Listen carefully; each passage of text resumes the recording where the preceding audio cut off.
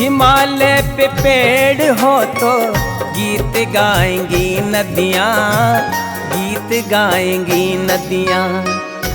पेड़ों पे चिड़िया है तो गीत गाएंगी नदियाँ, पेड़ों पे चिड़िया है तो गीत गाएंगी नदियाँ।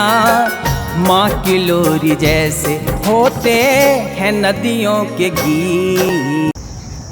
नमस्कार, संपत के न्यूज़ चैनल में आपका स्वागत है और मैं हूं डॉक्टर हरीश चंद लखेड़ा।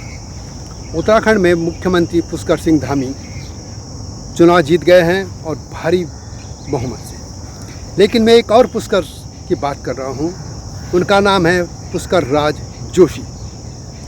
पुष्कर राज जोशी पिथौरागढ़ जो पीजी कॉलेजेस की छात्र संघ के अध्यक्ष रहे हैं और उनकी पढ़ाई लिखाई पिथौरागढ़ में हुई।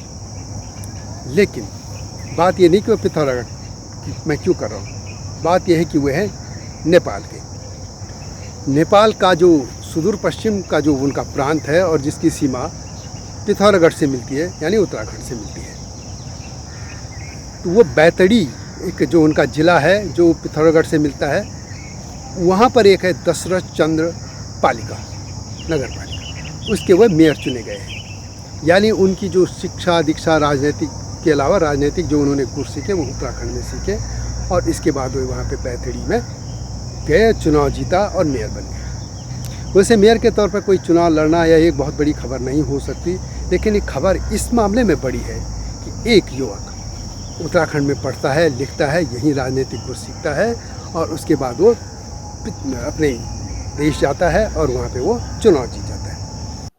वास्तव में पुष्कर राज जोशी का चुनाव जीतना इस मायने में महत्वपूर्ण है कि वे भारत और नेपाल की उस परंपरा को फिर से जीवित करने में सक्षम रहे हैं जो सदियों से चलती रही है।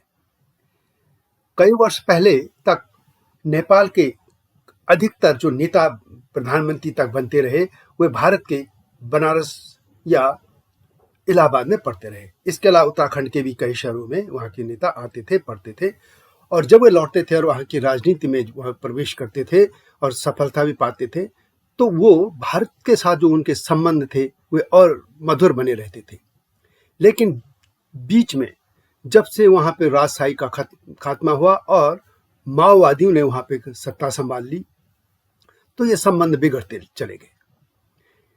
इन बिगड़ते संबंधों को सुधारने के लिए पुष्कर राज जोशी जैसे नेताओं की जरूरत है, जो कि पहले नेपाली कांग्रेस के लोग आते थे और वो इन संबंधों को कायम रखते थे। इस मायने में ये उसी परंपरा के सूत्रवाहक हैं और आशा भी यही की जानी चाहिए कि यह संबंध बने रहेंगे, क्योंकि यह देखा गया है कि पिछले दो दशकों से लगभग भारत और नेपाल के संबंध उतने मधुर नहीं रहे जितने पहले थे या जितने होने चाहिए। यह भी आरोप लगता है कि इन संबंधों को बिगाड़ने में चीन का बहुत बड़ा हाथ रहा है, लेकिन इसमें हम बातें फिर आगे करेंगे, इसमें हम नेपाल के लोगों से भी बात करेंगे। लेकिन अभी मैं सिर्फ पुष्कर राज जोशी की बात कर रहा हूँ। पुष्कर राज जोशी का जन्म, ये जो आपको एक चित्र दिख रहा है, ये है झूला घाट। ये इधर भारत की तरफ का झूला घाट और उधर नेपाल की तरफ का झूला घाट।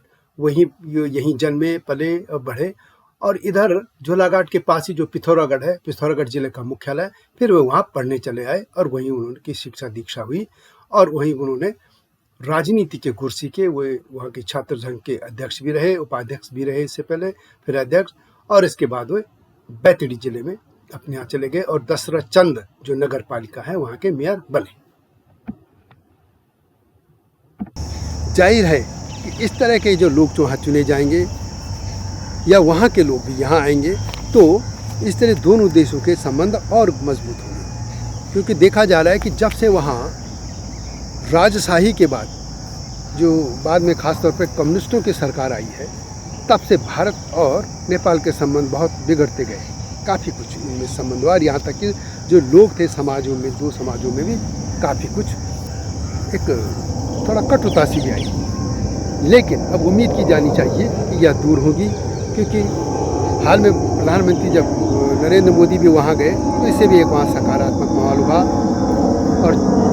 और यह वीडियो इसलिए भी मैंने बनाई है कि आमतौर पर भारत में जब चर्चा होती है कि नेपाल और भारत में रोटी बेटी के संबंध है तो वो बात सिर्फ और सिर्फ मध्य प्रदेश की होती है, जबकि ये लोग ये नहीं जानते कि जो सुदूर पश्चिम से और कर्नाली तक का क्षेत्र है वहाँ और उत्तराखंड खासतौर पर कुमाऊँ के लोगों का में रोटी बेटी के संबंध है, उनके सरनेम एक हैं, उनके कई के कुल देवता, इष्ट देवता, ग्राम देवता एक हैं।